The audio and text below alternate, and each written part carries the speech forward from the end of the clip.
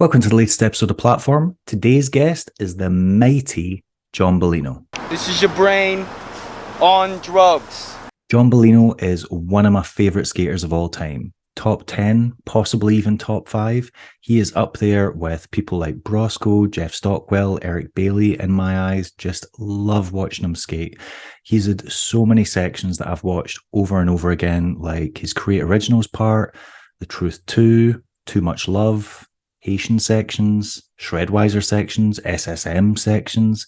God, what else? Pariah. John was just, so enjoyable to watch, so inspiring, had all the elements that I loved, just technical, clever, looked unique, had a great eye for spots, and he was not afraid to go big as well. But yeah, things didn't really work out for him with sponsors wise. Like, he kind of jumped around. He was on a lot of different boot companies. He was on Deshi, Razors, NIM, SSM, USD, and he just got really unlucky. And he was doing everything right. He was putting out all the brilliant sections. He was winning comps like NYC Invite, Bitter Cold, and numerous others, but he just kind of got incredibly unlucky. And when things ended with SSM, he kind of just disappeared for a few years. He was playing with a band, and I don't know if he was skating at all or he just wasn't skating as much. But during lockdown, he came back with a vengeance. He had a VOD out in 2020. Then he had a follow-up section called Roll It, and he was riding on them. I think he was getting hooked up with free skates for a little while. And then Mesmer started. Billy O'Neill started Mesmer. They brought out Mesmer Rising, their phenomenal debut video. And John Bolino's footage in it was just wild. There were so many elements of just his previous skating that I already loved. He'd introduced new things that he seemed to take influence from other skaters like Don Bruce and stuff like that, just doing heel rolls and toe rolls and clever little things on smaller obstacles. And it just made him so much more relevant in today's climate of rollerblading. And then he also had other stuff out with Too Easy, with LTC. He was popping up in Sunday brunch videos. So John Bolino is back. He is competing. He's releasing parts. I love it. He's had one of the best comebacks in rollerblading history, and it's brilliant to see. So yeah, I can't wait to talk to him about all of that and a few naughty stories that I know about him from over the years. And yeah, just catch up. Last time I interviewed John was just after he'd won Bitter Cold Showdown, so a lot has happened since then. He was supposed to come on the podcast last year or the year before, but he stood me up. Naughty John. So yeah, I'll wind him up about that and can't wait to talk to him. Before that though, cue the music.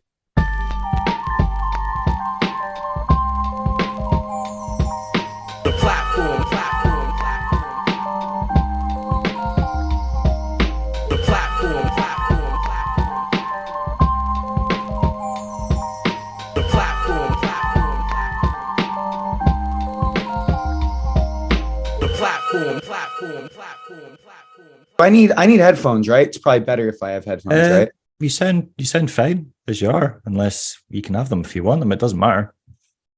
Oh, really? I'd prefer not, for sure. No, crack on.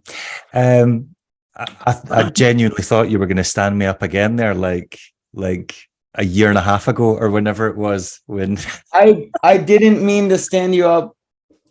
See, standing anybody up, I never mean to do any of that.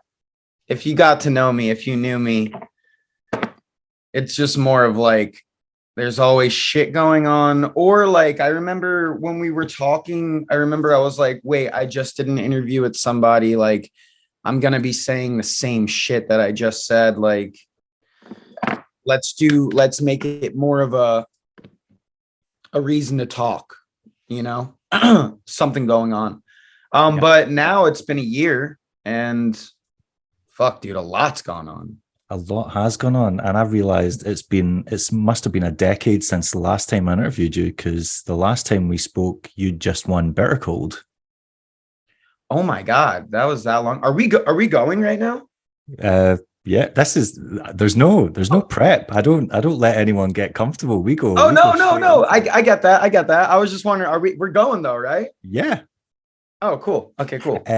Yeah, last time I spoke to you, you'd won Bitter Cold. You gave the money to your mum because she needed it for some reason. And then everything just went to shit with SSM basically, and then you disappeared for a couple of years. Then you come back. We'll get into all that in a minute, but yeah, first off, how's the hand? The hand is doing a lot better. It's weird, like, when they gave me a splint when I broke it. I only broke my third metacarpal, but they gave me a splint, and it was like squeezing my hand. It's funny how, like, I heard somebody say, like, when I was in Florida, I think, like, the more you use your hand, the more you like pin it up and like act like it's like, oh my God, this fragile thing, the longer it takes, I think, injuries to heal. When you, like, I mean, don't get me wrong, I'm not a doctor, but at the same time, the second I let the splint on, I kept the splint on for like a week, and it was just hurting really Right. bad, super swollen, because it was like squeezing on it. It had Okay. like it had these straps that, like, the straps, like, it's not like a cast. When a cast, like, it stiffens up, and then your hand is, kind of relieved from the pressure of the cast. Yeah. But with the splint, it was just the elastic was keeping the pressure going on, and it was making it swollen and really irritated. So I took just the general concept of keeping my fingers straight, taping my two fingers together like that, so that it'll keep the metacarpal bone straight. So I took that, I just started taping my fingers, and it's been a lot better now. It's still only been 2 weeks, but it doesn't look swollen, right? But I would say it Kind looks of. bigger. Yeah. Uh, I still can't bend my middle finger, but whatever. Okay. Yeah, it's doing better though. That's doing okay. better. So you were at the Frankie Morales invite. I saw some footage from the event. It looked like you were skating well during the day. So what happened? I have this problem where, like, I've had it my whole life, like bitter colds from when I was 13 till now.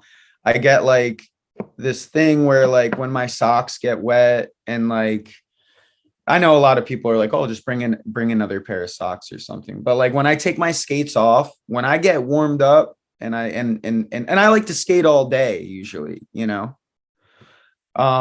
Usually it's never been a problem my whole life, but like now, like, I'm 32, and maybe I should start working on my stamina, because I skated all day. Maybe I could have just like kept my skates on, but just relaxed a little bit. I was just skating all day, kind of being stupid, not thinking about the finals. I also didn't really know if I wanted to, competitions. You've skated competitions before, right? Very poorly. Yes. Yeah. Some days you're like, I'm fucking going for this. And some other days you're like, I'm just here for fun. I want to compete. Yeah, like, I paid to compete. So like, I want to compete, but I don't want to kill myself. I kind of just want to show face and do my tricks. Like, that was one of those days, except I kept getting told by every single person, you're gonna win this. You're gonna take this. Like, the shit you're doing already. And Broomski hasn't really put on his skates yet. I mean, he was skating around, he was doing some shit. Like, right away, he did some shit on the rainbow. And I was just like, Yeah. Seeing him I skate that compared to seeing other people skate that, other people looked like they yeah. were struggling, and he When was we first dancing started, across that thing. when we first started skating it, he hadn't bust out all those fucking moves yet. So uh, and there were a couple other, like, there was a couple other people like hitting it uh in earlier in the day. But like, when we were hitting it, it was like, oh yeah, we got this. Like, I did a trick on it. Like, other homies were doing tricks on it, but basic tricks. And then I was kind of like, okay, cool, save this for the finals. I didn't expect it to become a bitter cold competition on it, but because like, usually comps lately have been skate the whole park, don't fall, do like, show that you're a well-rounded skater, not just, I can skate this thing and Yeah. this thing only. So I did that. I did a little bit of that. I did the classic fucking thing that I always do where I fucking jump out of the park. I was like fakey threeing outside the park. I run out of shit with ramps, so I'm just like, fuck it. I'm just gonna launch jump out of here somehow. And then I noticed, damn, dude, it's everybody just started lining up for that box. So I was winded from the whole day of skating and blah blah blah. Also, I suck, and I was doing topsoul back slide to topsoul. Something I did in the early, right when I showed up, I did that, and my topsoul foot missed. I slipped out, started barreling towards the ground. There was a quarter pipe. If you've seen the setup, if you fall in between this rainbow box, it's just all death. There's like Yeah. no way you can jump and land on your feet, but if you're not landing on your feet, you're fucked. Like, so like I kind of got to the quarter pipe at least, and when I started falling like face first, I went to go save myself on the coping and like bent my, it was there and then gone because the coping corner, my hand went bloop and then buckled, like it like broke it on the coping and then buckled, and then I just slid down the ramp, and it was a day, it was a done day at work.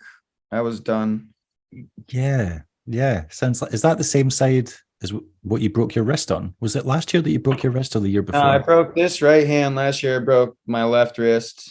But I've always had a problem growing up skating, breaking my left wrist or Right. both wrists.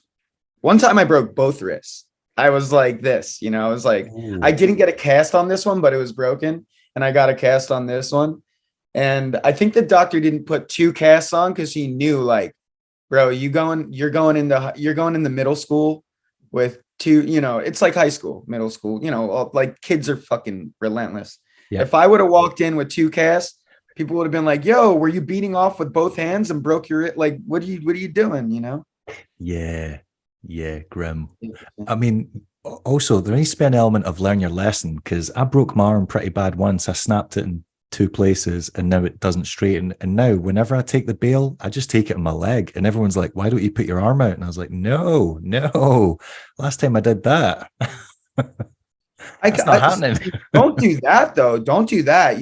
What you got to do is, if you have an injury, you got to like just try to, like, if it's your arm, start doing push-ups, sit-ups until you feel 100% so that you can fall on it again.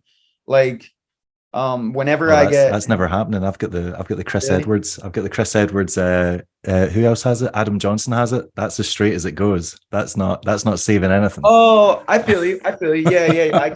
I can't bend back my left wrist like anything Yeah. more than that. Like, so yeah, like your body it's not capable of being the way it was before the injury, but you can usually get it if you if you're really strict, you can get it back. Yeah. But people like me and you, I'm sure we were like, hey, why are we gonna sit here while I'm on the couch and do physical therapy when I could just smoke a spliff and watch Netflix? Speak for yourself. I love it. People don't speak for themselves anymore. They speak for everybody else. This is true. So aside from breaking yourself off, you have been productive since you came back. So, like, during lockdown, you obviously brought out the VOD with Casey Garrity, and then you had Roll It as well. Am I right in thinking it was Casey and John Like that got you back into blading? Like, you were either hanging out with them or you saw them and you were like, "Oh, that looks fun. Why did I stop doing that?" Was it something along those lines? What got me back into blading was yes to a certain degree, but no. Okay. Like, yeah, I love those guys for sure. And when I first got back into blading, it was kind of just like I did what Ben Schwab did recently too, like kind of just dip my toes in the water, where I was just like, I showed up to a Sunday brunch, and I actually was talking to Darst a lot. But before all of that, let's just get, like, I kind of want to tell you, because a lot of people ask me, or a lot of people just assume because they think that they know me. But Right. when I was going through my own natural thing, you got, like, do you remember being 27, 28, 29 years old? Like, Vaguely. it's a lot of you feel like you're grown up, you feel a little lost. I've went down multiple endeavors in my life by that age.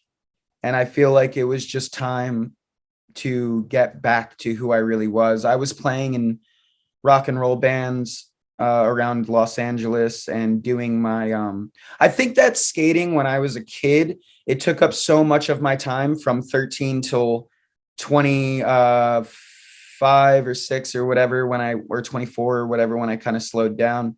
It took up so much time that I think I missed my childhood. I missed my adolescence. I missed being in the bands when I was 14, 15, like, Yeah. because I've always played music and I've always skateboarded and I've always done all these other things that I really enjoy doing. Maybe not love as much as rollerblading. I fucking love rollerblading. But when you love something so much too, and you've dedicated everything you have to it, and at the end of the day, you're just sitting there kind of like in a, like it's a fork in the road kind of situation that I came to in my young 20s, where it was like, okay, I can either keep going down this route with all my friends, or I can go another route also with my friends, but like not continue to feed a monster that doesn't even exist. Like at the time, rollerblading was so dead. Yeah. So it's like, so feeding, like, you were at okay, the top, but not able to make it from it. So it's like, if the guys at the top can't make it work, what hope is there for anyone else? Yeah, like absolutely, I agree. yeah. Absolutely. So that's how I felt. I felt like I was just like, I felt like I found the cat. I was playing Mario Bros. I found the castle. I was in the right castle for the princess. I had her. And then the princess just didn't want anything to do with me, Good analogy. I like that.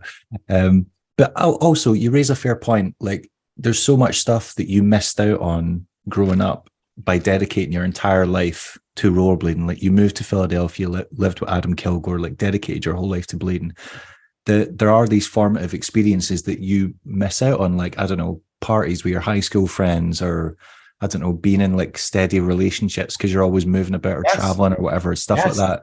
The band thing. So like, if you didn't try all those things, then you would always wonder, what would that have been like? Would I enjoyed that? And it would drive you crazy thinking about it. So like, if you step back from blading for a while and try other things, that's like, if it gives you a wider perspective.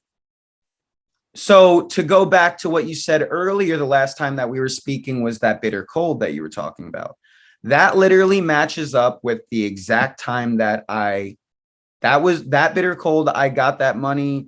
I helped my mom out. I got a place for me and my girlfriend at the time. And this was my first relationship. This is my first girlfriend. So literally I did exactly what you just said. I felt like I was missing out on love. I felt like I was missing out on, you do journalism, right?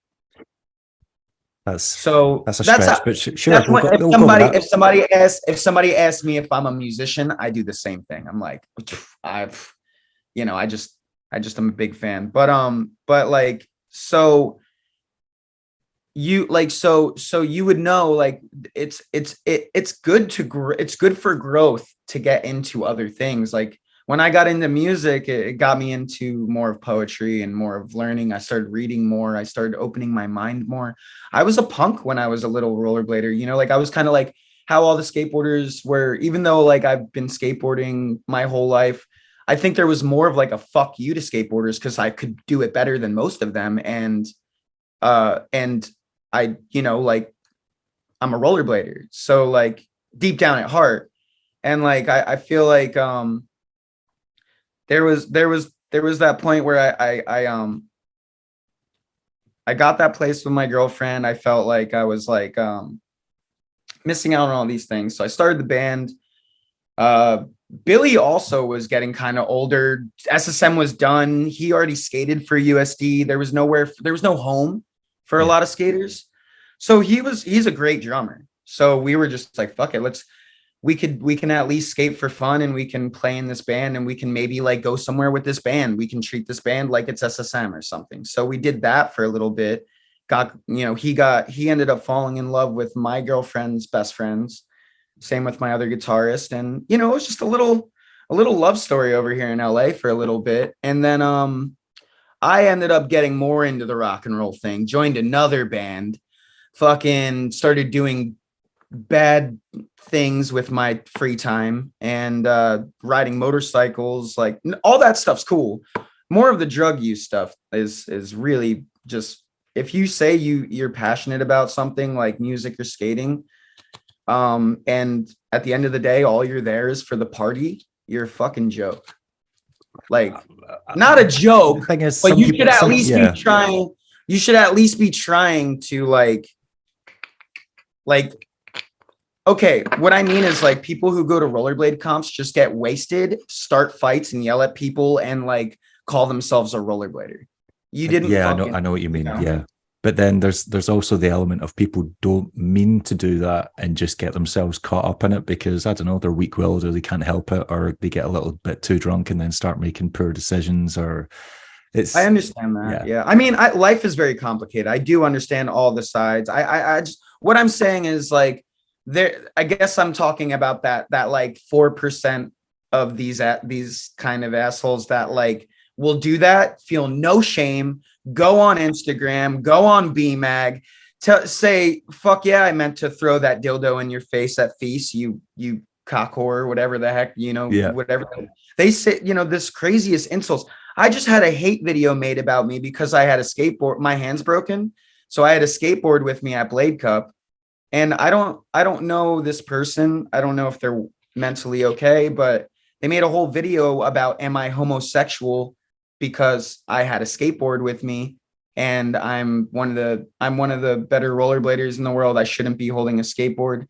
Bro, there was just the whole weekend was dedicated to them slash weekend collab where we're trying to stop the beef. We're trying to hold hands. We're trying to like get over it. And not only that, so what? If that makes me gay, then fine, I'm gay. Well, And I love being gay, if there's a that's couple of things to unpack there. First off, the guy's basically saying there's something wrong with being homosexual. But the other part is, wait, so where did this video start? Like, as in someone put this up on social media, or is it because on surely Instagram, they would have on Instagram. So I don't think he's well, this man. right? He's So been making, they'd have to attach it to their name, and people would be like, I imagine there'd be quite a number of people calling him out, being like, "Whoa, that's not okay." well, I mean, when he tagged me in the video, so I obviously seen the video, and I was like, "What the heck is this?" It reminded me of like the Joker from Batman filming himself talking. But like, I noticed he only had 20 followers, so I'm not even gonna feed into it. But at the same time, it's like this is the kind of stuff where I'm like, I don't make money. I don't deserve to be getting tabloided like I'm some kind of Britney Spears or like I love Britney. She's great. But I'm just saying like I'm just John Bolino, man. I'm just a rollerblader, and like I think it's just I don't know, man. The more blading blows up, I hope it doesn't get more like this, like that, because that's scary. It's like makes you believe in, like, oh, or not believe in, but it makes me think of John Lennon getting shot by like some crazy fan or something. It's like, dude, like, and I'm not at that point. There's people that, my girlfriend, for example, has like 176,000 followers on Instagram, but I get scared about like, Wait, what? What does your girlfriend do? my girlfriend's Spicy Ivy. She's a professional roller skater. Okay. Oh, well, that makes She sense. just won Blade Cup Street first place, and she got second place mini ramp. Okay. That makes sense. Quad skating's huge. Okay. Right. That I was like, wait, what? Yeah, what you're describing, that doesn't sound that sounds like, yeah, that person might have mental health issues, because that's a bit of a wild thing to do. But yeah. But like, to get back to what we were talking about though, like so like after that bitter cold thing, I started to try and do like more of like my what I felt like I missed in my life. And then I realized I was just like, through like a couple failed relationships too, and a couple like I quit the band that I was in. I was just like, I loved the band that I was in. I still love the records that we've made. I love all that. But what I'm saying is I was losing myself in my late 20s, just losing myself. Even if you looked at me, I looked like I was some kind of 70s cartoon with a mustache and long freaking hair. And like, and don't get me wrong, that's still a side of me. That's who I am. I love that. But what I'm trying to say is I needed to, when I hit like 30, 31, or no, like, I guess like 2020, when I hit like 30, I started skating again because I just, it's who I am, man. It's like who I am. And there's a lot of people who are like, never left, never, I've been here the whole time. I've never left. And that's fucking awesome.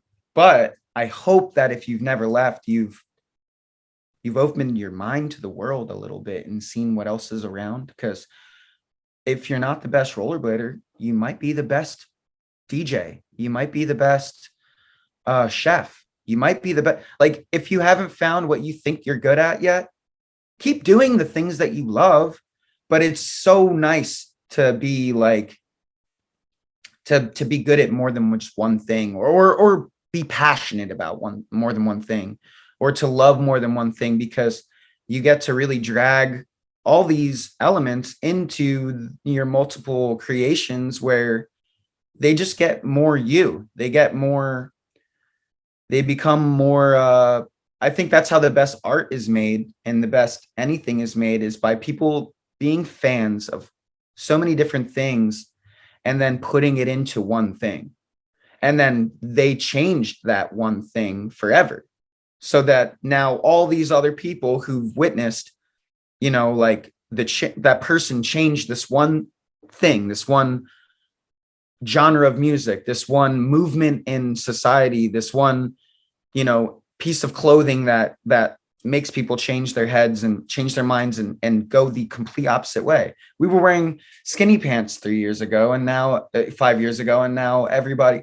I remember when I started loosening up in Oakland, I was rocking Dickies. Somebody came up to me at a competition, was like, "Oh, we're going baggy now, right?" And then look, 10 years later. I hate this discussion. Every once in a while, I really need to delete Facebook. Every once in a while, people will be like, rollerbladers used to wear this and be real men. Now it's all tight jeans. And I'm like, you're so out of touch, because for at least the last 3 years, every motherfucker's been wearing loose clothing. So I don't know where you've been, or where.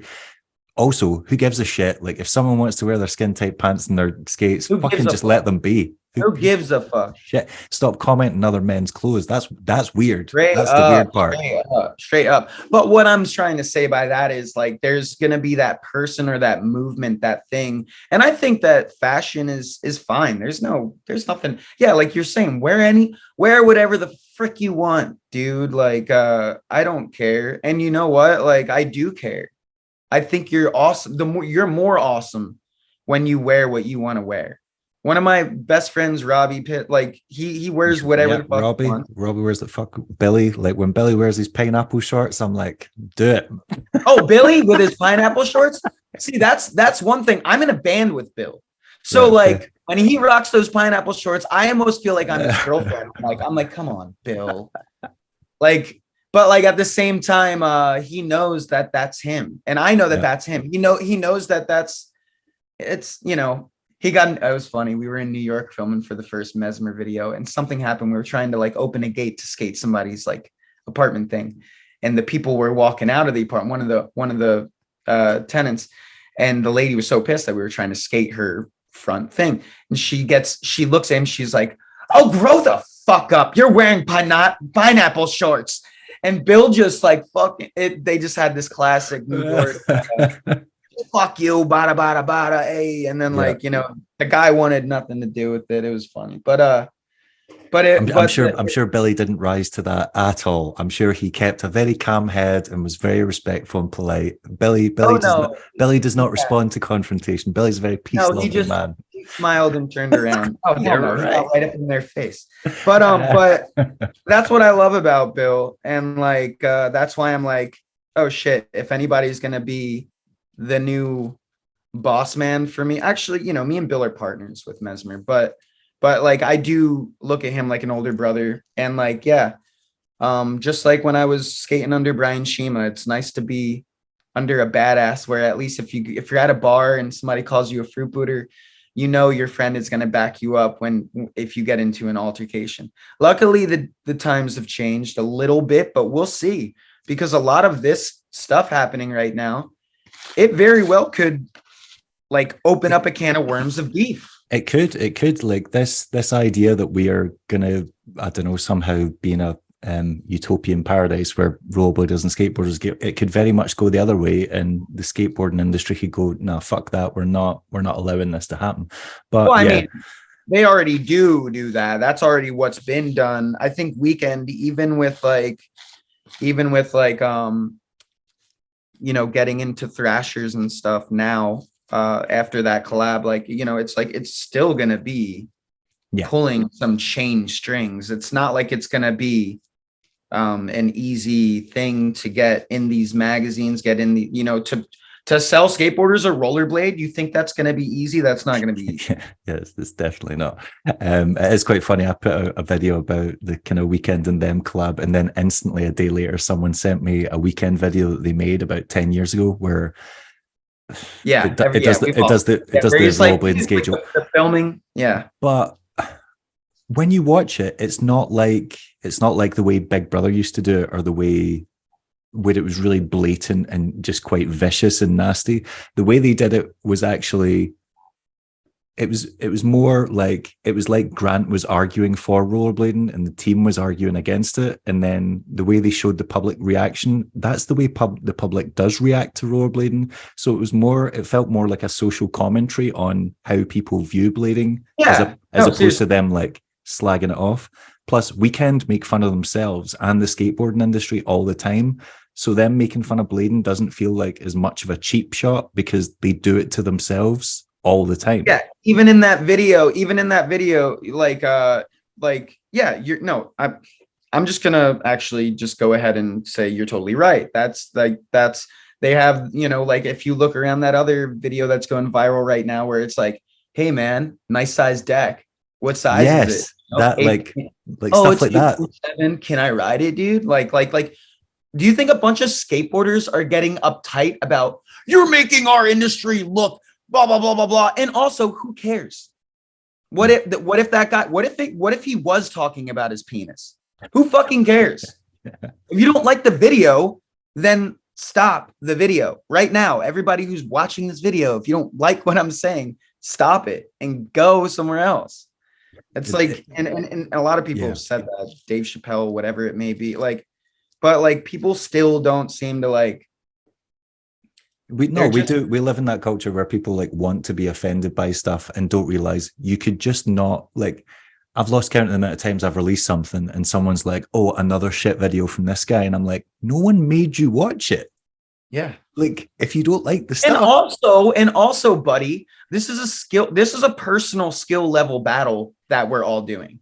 Like, how the fuck dare you go and tell somebody else that their section is shit, when their whole thing is the whole reason why we're in this community or doing this is to have fun, share our experience, learn from others, teach like knowledge, hand down knowledge that we've learned about these tricks. We're just trying to do the tricks because they're fun. So and not only that, if somebody's at a skill level where they're not capable to do the cleanest tricks for your enjoyment, how fucking dare you say that? Like, they're having fun. They're doing what you're doing. They're doing what you're doing. And like, and that's the thing about like rollerbladers, skateboarders, bikers, scooters. It doesn't matter. Like, we're all doing the same thing. It doesn't matter that, you're on a different instrument. When you're playing in a band, it's do you see an orchestra of guitars? Do you see an orchestra of drums? Do you see an orchestra of just violins? No, it's like everybody together makes that Beethoven symphony. And like, if we really want to make action sports beat baseball, beat football, beat like all those old-timey traditional sports, which I still root for. I still like basketball. I still like football. I'm not the biggest fan, I'll admit. But I will say, if we're going to create a future for all of our sports all together, like it's got to be something where we're creating a symphony together, you know? And I don't think that it's going to happen by disrespecting, hating, and just a closed-minded perspective on what's going on around us. Because if you really look, there are more people that love on the planet, I think, than hate. A lot of people, everybody gets irritated. Yes, everybody's super irritated. Everybody's super frustrated. But deep down, I think most people are a good person, you know, like, and are good people. And yeah, dude, like, do you have skateboard friends? I have probably more friends growing up from skateboarding than, like, I've always kind of kept a small circle of rollerblading friends, just because going around in big groups like 20 people is just too much hard work, especially when you're on car stuff. But yeah, growing up, a lot of the friends were skateboarders, and there was a lot of piss taking. There was a lot of, you know, there's always going to be piss taking. It was never like, I mean, dude, I would never say it was malicious. If you take all the sports out of it, kids are malicious. And I mean, not malicious. Kids are little shits to each other. Yeah, kids are little shits. And I've been hanging out with Dom, so I just jumped on the little. I mean, Dom is, everyone likes to think of Dom as being really intelligent and philosophical. Dom is a hyperactive little shit. Yes, he's in his 20s. Yes, he's like 6'2", but he's a hyperactive, somebody who kind of manages him. So I know he's a cheeky little shit. Yeah. I don't manage him. He'll get mad that if he sees this. What I mean is, when I'm on tour with him, you know, and he does the same with me, but I do feel like we both watch each other's backs. I don't manage him though, but he is definitely, he's just like me. He's a big little shit. We strayed way off topic there. Okay, wait. You never said what got you back into skating. So let's do that. I'll do that. But first, let me just say this one thing, because we were on that topic. So you said you have friends that skateboard, right? Yeah. Thankfully, they're terrible, and I'm way better at rollerblading than they are at skateboarding. So I always like to shove that in their face. I'm like, cool, do a kickflip. Oh, you can't, bite it. Yeah. Luckily, so luckily, even you know, all that, you know, whatever, friends being dudes. If you go hang out with one of your skateboard friends, the one that you know the best, you pick the one that you know the best, your best skateboard friend that you have. If you go hang out with him and then go to another country's rollerblade event where you've never met any fucking rollerblader there, yes, you will have conversations with people, but guess who's going to be on your shoulder the whole time, hanging out with you, doing your thing with you? It's that skateboarder friend that you came with.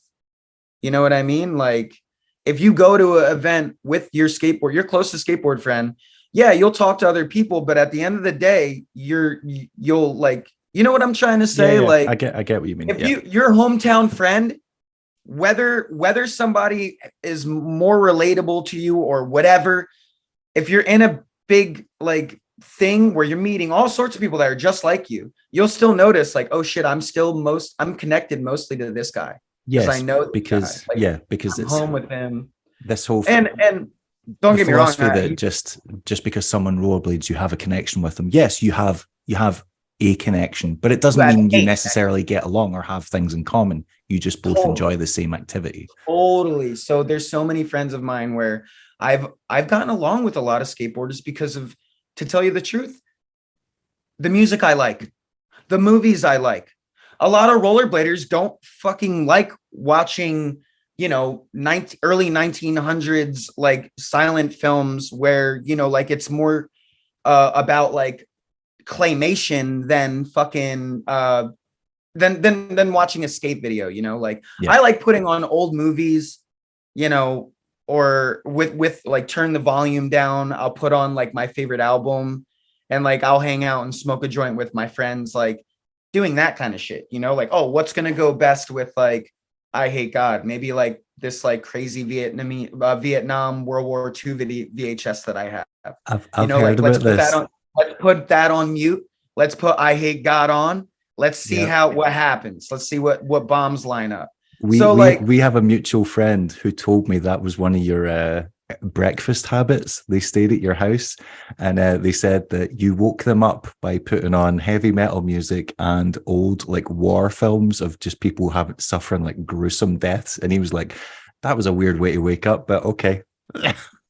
so like I like to stay in the whatever music I'm listening to at the time. I like to stay in that mindset a little bit. But like that time at that time, I think you might have been talking about Leon Humphreys.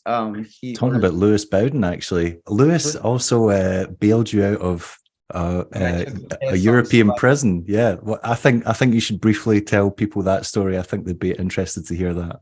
It is kind of funny because all Europeans, when they come to America, they're like, they try to pee anywhere they want. And I'm like, no, dude, chill. Like, you're going to get in trouble. So for me, I go over to Europe and I'm like, these guys piss everywhere in America. They don't care. They don't care about peeing. I'm like, I'm drunk. I'm pissing right here. So I go down these stairs and I piss in this little dark alley that I think is a little alley. Turns out it's somebody's front stoop in Amsterdam, because that's how, it's like New York over there, like the old, really old timey, like people will have their front stoop in the cellar, like area. Like that's their front doors. Like it looks like a cellar. But like, so I did that and then I got arrested. Same thing. I was such a fucking doom metal rat at the time. I had my phone on me in the prison, in the jail, and I was just blasting like Electric Wizard and Sleeve. And I was like, and they put my bail up more money to 100 euros. It was supposed to be like 75, 50 euros. And they put it up to that because I was annoying. They said they didn't take my phone away. They I didn't take mean, my phone away. They were that like, would have "Here." been the logical conclusion, but yeah, yeah. The original time we were meant to chat, Lewis was like, "Ask him about the time I got him out of jail, and ask him about the World War II films." That's funny that we stumbled on that anyway. Yeah, that's just me, I guess. But So I love how you've gone from being a little punk that used to scream "I'm the devil" and get arrested for pissing in the street, and now you've become this worldly person just as a result of growing up a bit and experiencing more of life. yes, fully. And that's like one of the things where if I could have done that in my teenage years, I think I wouldn't have been such a wild 20 something year old. Like you see what I'm saying? Like I never Definitely. had that. I never had that. Like when I was a kid, I was more into smoking weed and rollerblading, and that's super chill. You have your friends that smoke weed and rollerblade, you know? The majority It's of them, yeah, and then do you have your friends that drink alcohol and rollerblade? majority of them. It's You're it's forgetting we live in Scotland, right? Yeah, exactly. No, I know you know. So like what I'm saying is your friend that smokes a lot of weed in rollerblades has a different demeanor than your friend that drinks a lot of alcohol on rollerblades. Like the showing up with a joint and showing up with a 12 pack to a session, it's going to be a different session. This is true.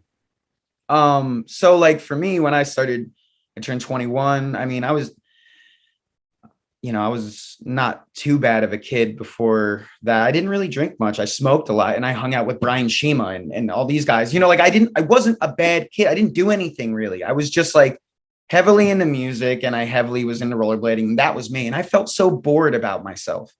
So like, yeah, like I went and acted a fool for a couple of years, man, because I feel like everybody needs to.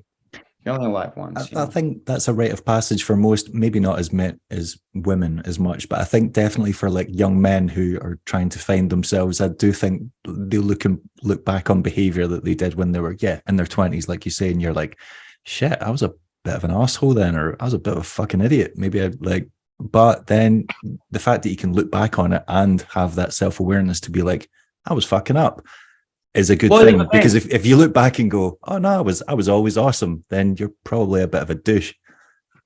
Yeah. But also I feel like I knew I was doing what I was doing when I was doing it and why I was doing it. And girlfriends at the time did not understand that. Because when you get a girlfriend, they want you to start getting prepared for the white picket fence, but I was like, no, you don't get it. I didn't get any childhood really, like in the sense of like bands and music and just freaking enjoying without killing myself, and yeah, I just felt like that was like a whole thing that I needed to do. But like I feel like other people get it. Some people who don't quit skating and like and stay, they maybe went to college. They maybe had this other Yeah. thing that dragged them away from skating. That was like they had to fight to get to their blades and hit that down rail, you know, like that was my I was expected to put on my blades and fuck up that down rail every morning, you know, like so yeah, I was just like, so then let's get back to where we were. Getting back into blading. I mean, I took that hiatus.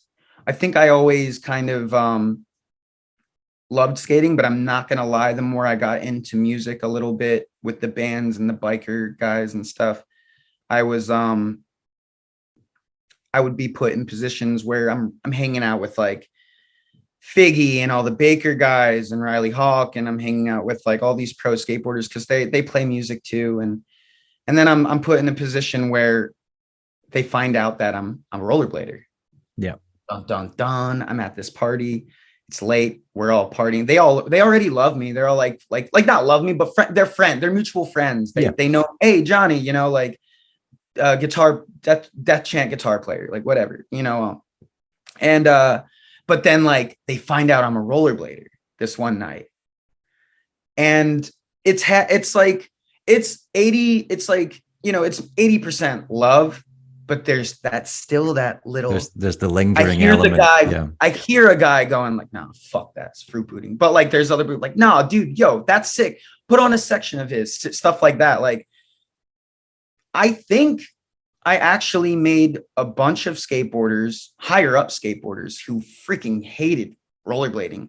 When they actually watched my section, they started like, dude, like I'm not saying they're fans of my skating, but they hit me up, they follow me. They like when I started getting back into blading from music, they all are like so excited for me. Like, and if anything, I've had a more of a bond through music, through skating, through all these things. Like, I think they've noticed at least the LA, California, which is a long state, big state, full of a lot of talented people. I think a lot of them that I've mingled with throughout those years I wasn't rollerblading. And also, I do want to kind of tell you some low key shit. I always felt like I was doing some like detective work for as a blader, like, you know, doing the You felt you were infiltrating skateboard like culture. I was infiltrating music and skateboard culture as a rollerblader, but I had to go undercover. I feel like, you know, like and like it's not undercover because it's like that's who I am and it's what I want to do, and I'm still gonna play music. Me and Bill just started a new band, and it's like what I'm trying to say is I do feel like there was like this little rollerblader in me the whole time, kind of like, let's make them like rollerblading because we all know they fucking hate it. So yeah. See, I would kind of slightly argue against that in the fact that yeah, you've got people with like the old school attitudes that they were obviously raised on like San Diego, but dude, I out here in also California, it was true. bad.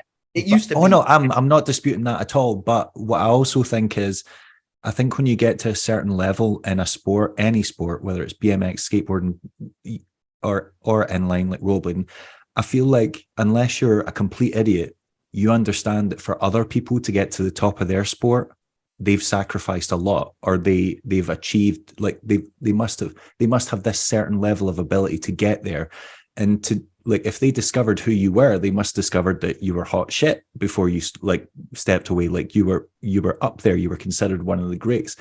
So if you're a pro skateboarder and you see that, you've got to be like, whoa, that guy made some sacrifices. Like that guy worked his ass off to get there, or that guy's got to be like of a certain degree of talent. And unless you're a fucking idiot, you've got to have a certain degree of respect for that and be like, whoa, like I don't really have any interest in skateboarding. I like watching Nine Club and stuff like that for the stories, because obviously they've got a much more colorful past than us and a lot more history.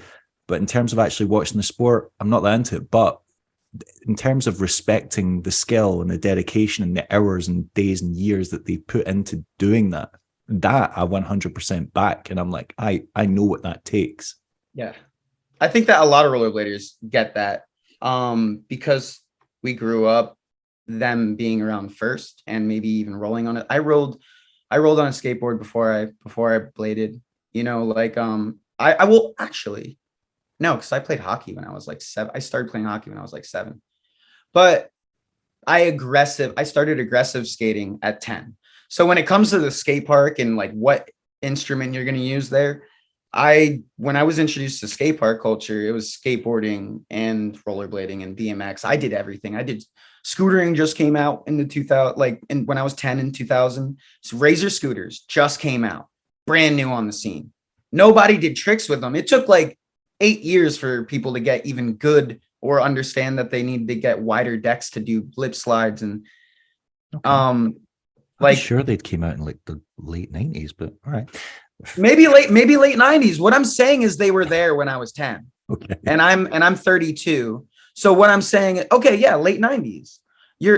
That's it. It's still what I'm saying. What I'm saying is it was there.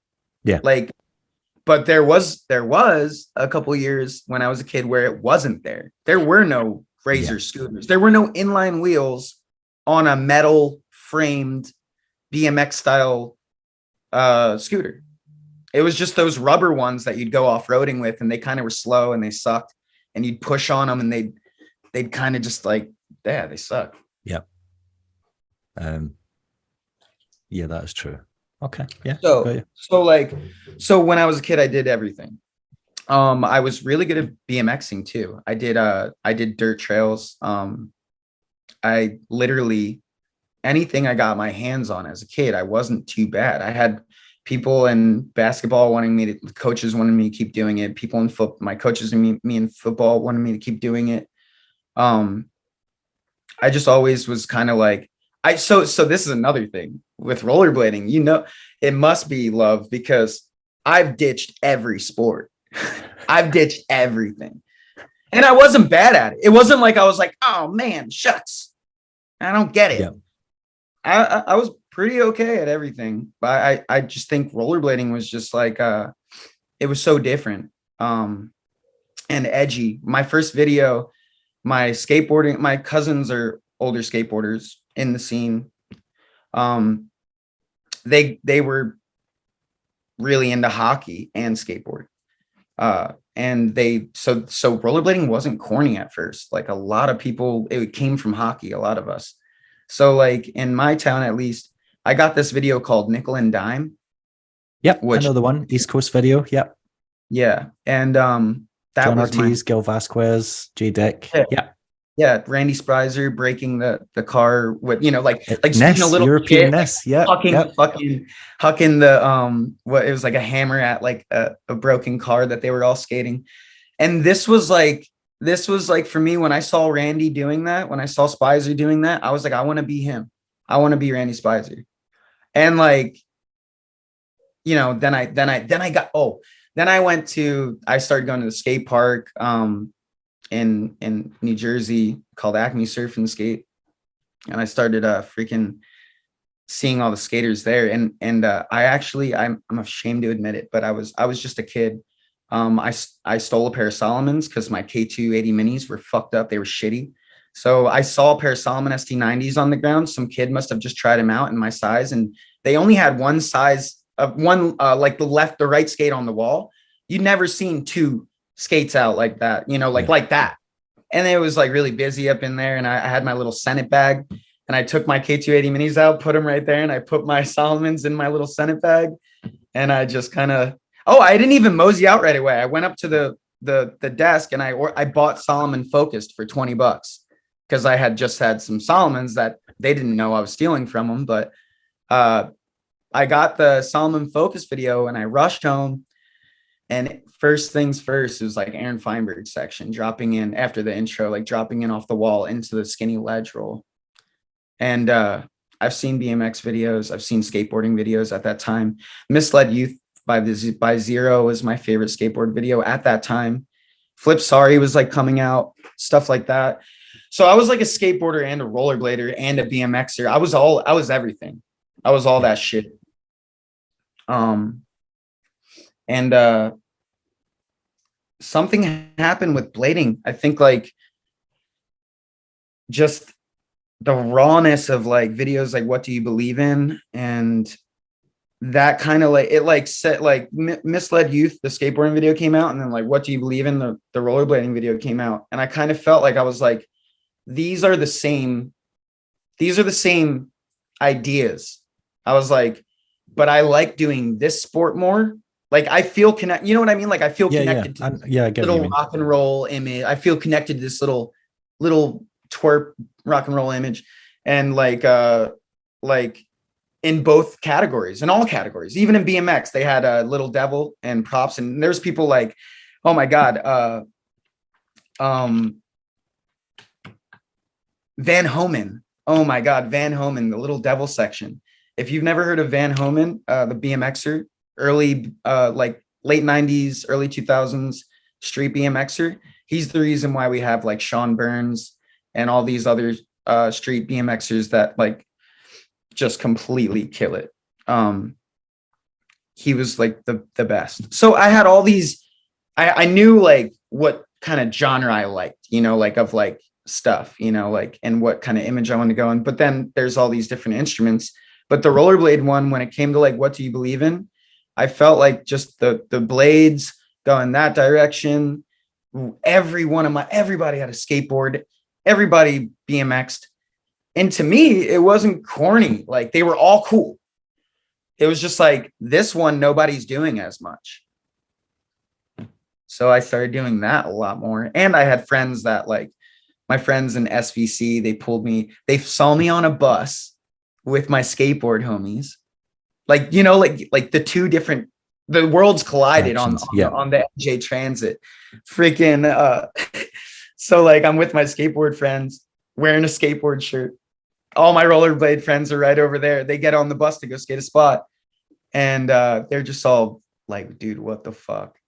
And one of my friends comes up and talks to me, and like it was all cool. But like afterwards, they like pulled me aside the next like week. I think I skated on the weekends. I rollerbladed on the weekends and I skateboarded during the week because nobody in my hometown rollerbladed. I had to go outside of my hometown to rollerblade. Everybody skateboarded in my hometown and BMX. So I did that during the week when I was at school. And then during the weekend, I would go rollerblade with my friends that up north, the SVC crew. And that spawned into so many great friendships. Like my buddy Tim Gazzi and Tim Dill and Greg Van Loo. But they all pulled me over or pulled me aside and were like, you're too good at rollerblading to be fucking with this other shit. Like you can turn pro like next year. I was like 13, 14 at this time. And I was already doing some shit. Like I had terrible style. That was But I that was was that doing, was spin to win John days. yeah, Yep. I was doing, Just before Deshi. Okay. yeah. This was like before Deshi, skating either Solomons or Razors or whatever. But like I was doing a lot of stuff. Like I went from like not being good at all to like being able to like keep up with all the kids that were 5 years older than me with really quick. And then like, yeah, like, so they pulled me aside. They were like, you can't do that, man. Like you kind of suck at skateboarding. And I was like, yeah, I know, but I'm like, I suck at rollerblade. I'm just a kid, you know, like I knew like I was just a kid. I was like, dude, yeah. But nowadays kids are insane. You'll see a kid that's 11 years old do a 900 on a freaking a mega vert ramp or something like. But anyway, they pulled me aside. We're like, you need to keep rollerblading. I kind of was like, yeah, you're right.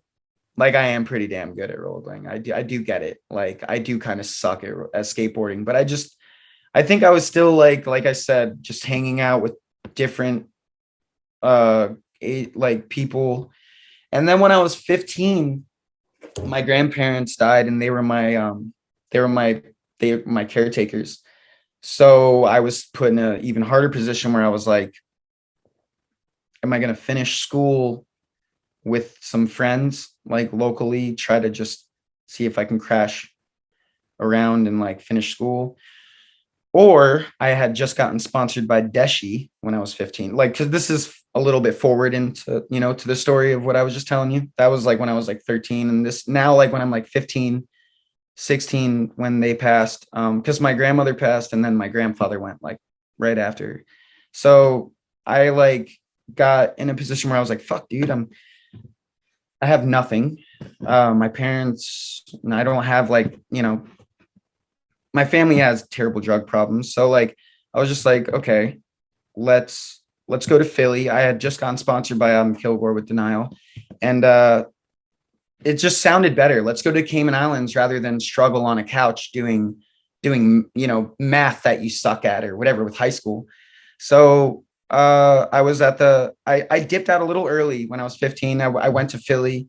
When I was 16, I had to sign some papers because they were going to put like a family member of mine in jail. For like non-attendance. Yeah. Yeah. And then from there on, I was just like full on rollerblading every day, competition life, winter clash, bitter cold, 15 years old, like going for it from then on, just like, so that's what I meant about like not really having that childhood. Because I started having that childhood. I started playing in a band when I was 13. I played bass, and yeah, so I started that whole thing of living an adolescent childhood. And then when I had to grow up real fast at 15, figure out my shit, try to be, even like the things I like music. I started trying to look like a poster boy for rollerblading that had no identity to music, this or that, just because I thought like that's what the image was or something, or needed to be. So I felt like I was, there was a couple of years there where I just felt like I was uncreative. I didn't know what I liked anymore. I didn't know if I liked anything anymore. I literally stopped listening to music. I remember I literally had a conversation with myself where I was like, I don't think you like music anymore. And I was listening to music that was very sad at the time too. So I was like, this doesn't make me happy. And at that time, the Beatles annoyed me for some reason. I fucking love the Beatles now. But like at the time when I was a kid, I thought it was only Hold Your Hand type shit. Nobody showed me the White Album for some fucking reason. But like, I mean, I did. I guess I heard some of those songs. But anyway, Yeah. I just didn't like anything. I was just like, I was trying different things out, wearing different clothes, and I feel like when I got on SSM, that kind of helped me a lot. That was just like when John Elliott and Shima recognized me. And I was like, maybe it did feel like, I know what you mean, and that kind of coming of age happens with everyone. I feel like Billy O'Neill's another example of that, where I felt like I always enjoyed his skating, but the image, I was like, oh, I'm not really buying into this. And then one day he just kind of emerged as this like fully formed skater with like his own distinct trick vocabulary, his own like spots that he liked to skate. And I feel that the same thing happened with you when you got on NIM. It was like, oh, like John's went from being this just like amazing little kid to suddenly having a kind of image that you can like. I stopped trying to be something I wasn't. And that was the yuppie clean cut kid that like, I wanted to be rich so bad when I was a kid. I wanted to have money. I wanted people to think I had money for some reason. Because when I was like 13, I didn't give a fuck. I was like a little punker. I like had studded belts, listened to Sabbath. I was like, fuck you, like, but then when I was like sick, like around 15, 16, all that my grandparents passed, I felt like I had to like, no, like we're going to become a professional rollerblader now. And when I thought that, couldn't have been the farthest thing from the truth. Like, I started trying to be the image of what I thought like a Denial, or, I started trying to be on Razors. I was trying to like, I remember that was a weird. I was trying to dress like Aragon kind of. I do and like, I was that.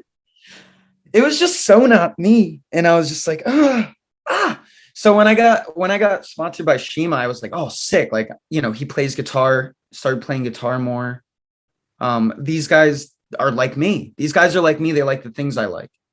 And I was like, final. And you're right. My skating went from like, okay, he's good and technical, to like, oh shit, he's made his own, he's got his own thing now, like, I feel like there was a point in my skating where that happened before I came back.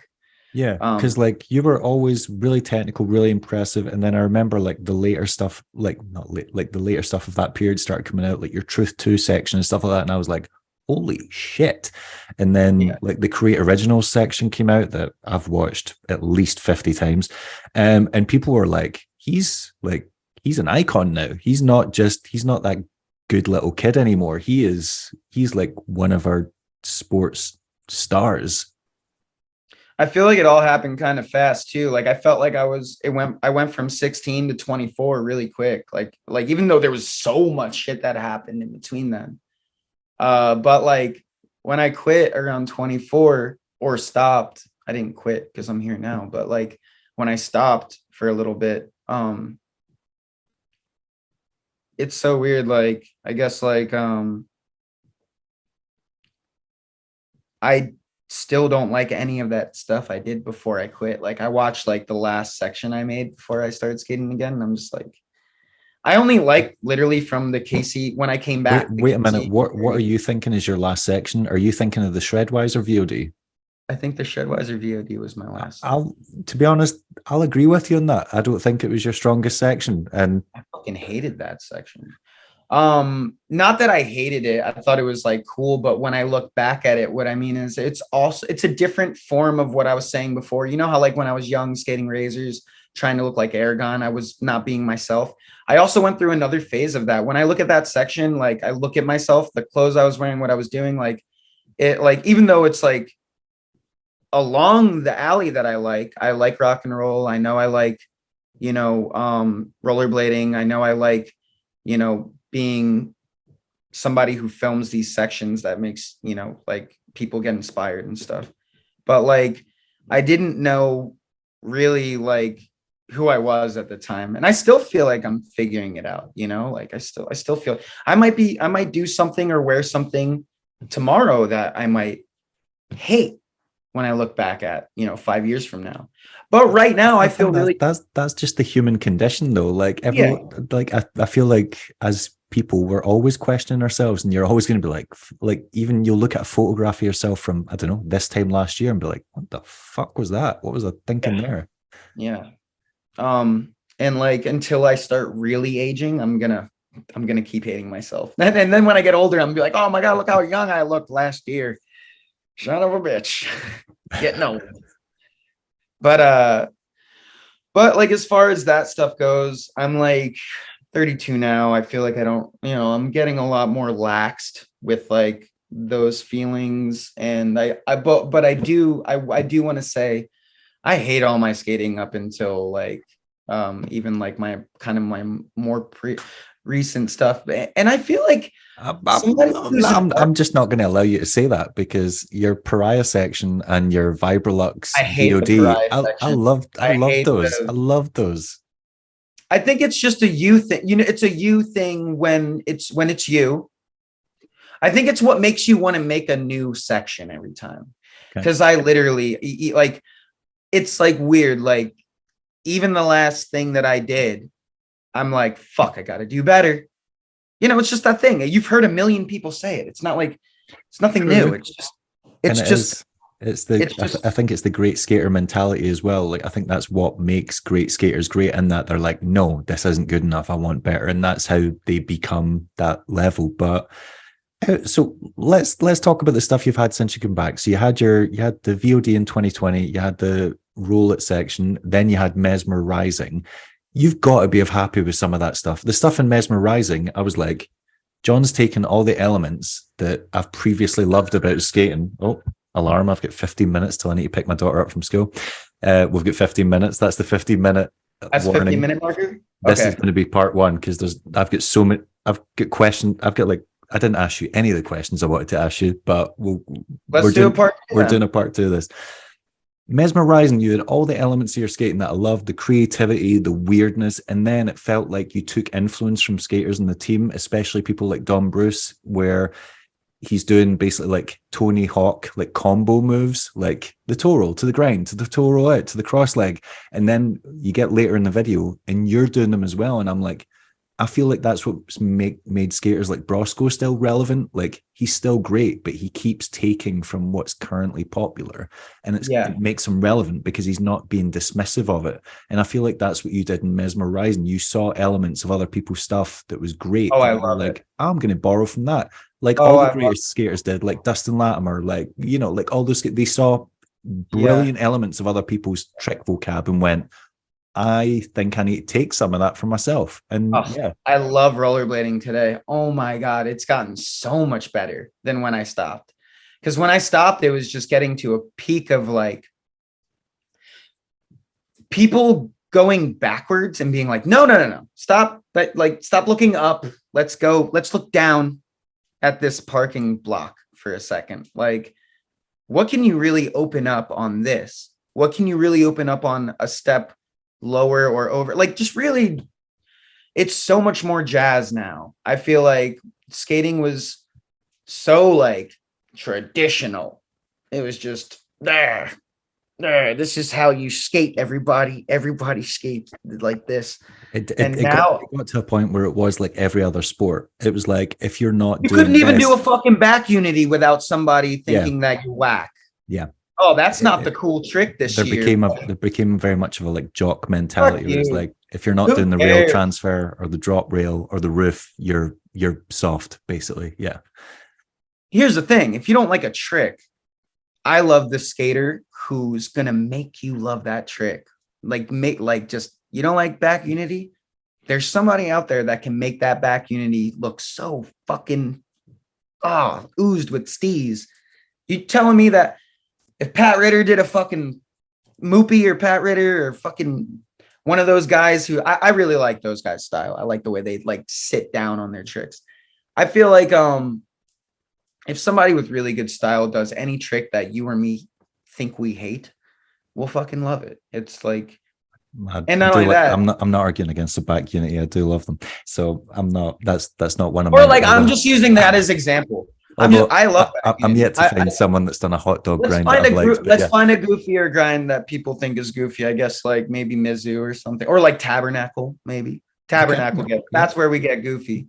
But there's somebody out there that can do maybe a Tabernacle pick up to pud double grab, like they're gonna bite the frame and then back down the Tabernacle.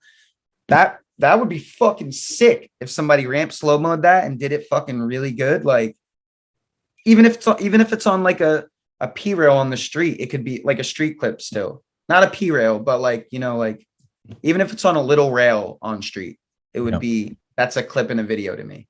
You've Like, had, and I feel like that's where skating has changed so much where I love it so much more now. It's so much more expressive.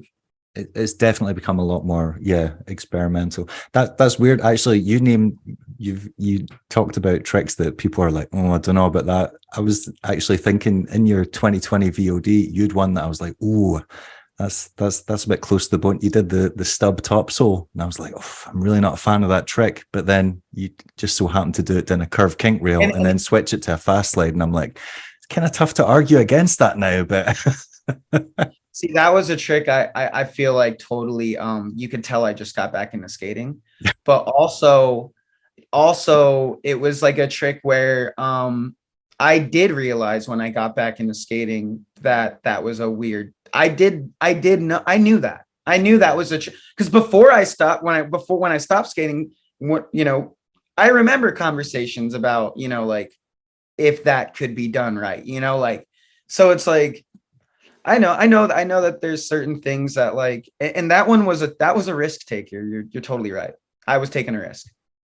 I want to ask about the VOD. So I know that Casey put it out and I interviewed him not long afterwards. And he said like he just filmed it and he wanted you to get all the money. What I want to know is how much money did the VOD make? Did it do in the hundreds? I made like 5,000 off it and I paid him. I tried giving him more, but he was like, no, dude. And I was like, dude, I just sent him 300 at least. I was like, here's for editing because I picked him up and I drove around. Like I did all the driving for him.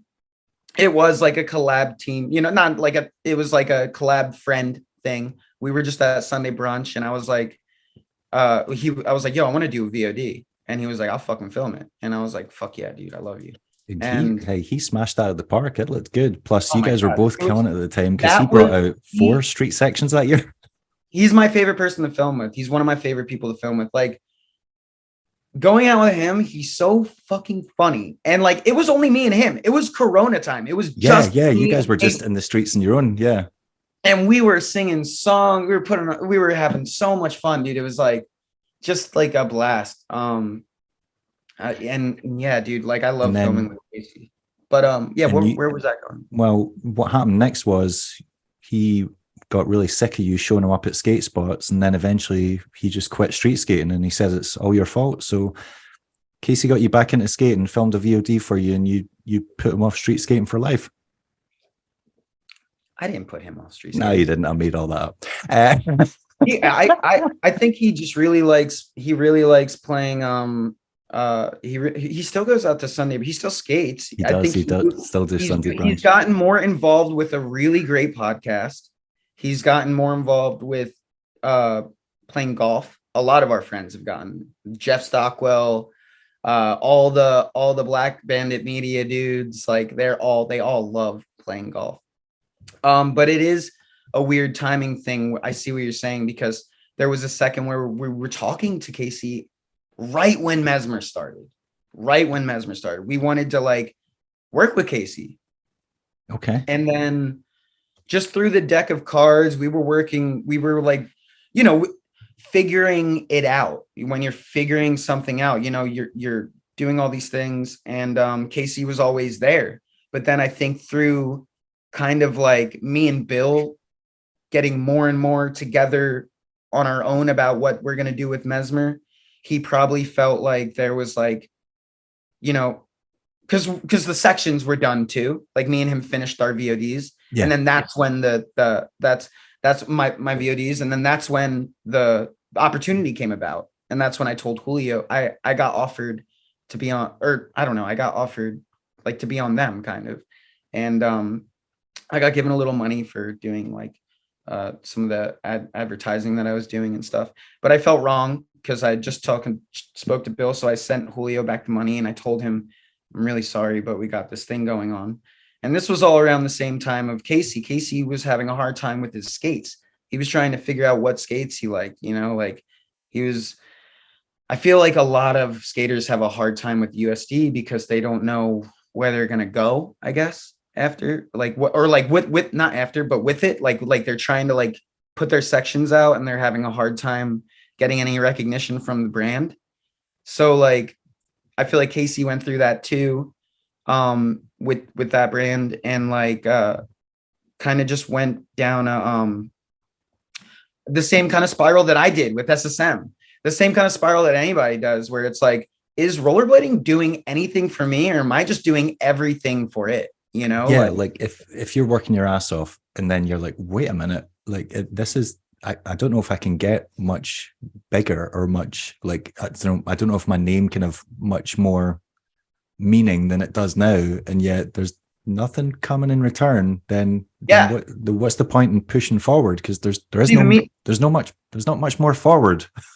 Besides the pure love of it, the reason why I'm sitting here talking to you, like besides the pure love, sitting here talking to you is because I had that offer with Mesmer and stuff. And I would have been skating again. I'd probably be on them. If Mesmer never started, I'd probably be on them.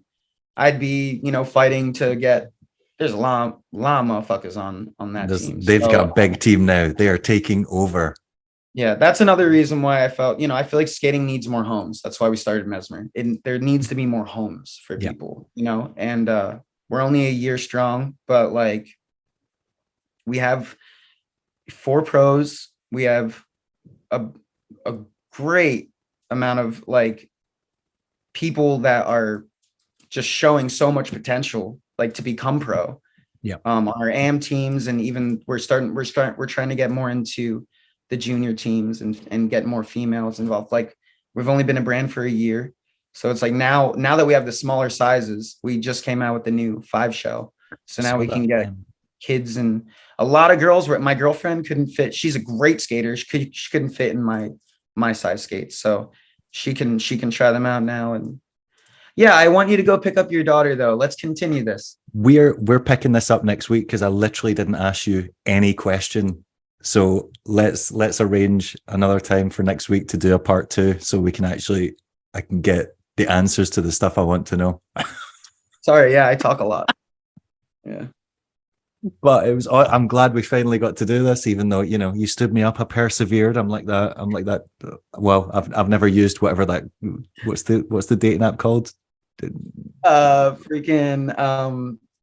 swiped left on That's you the or one. something. I've never used it. Yeah. I've been in a relationship for 16 years. It was way before my time. I But yeah, swiped left on you twice. Tinder. I didn't That's mean it. to. I was like, I get screwed in the Tinder date. But yeah, we got there in the end. We're picking this up next week. Great chat, dude. Great chat. Love Right. it. Enjoy the rest of your day, and I'll let you know about next week. Speak soon. Hell yeah. Bye. Bye. Yeah, fuck yeah, I'm the devil.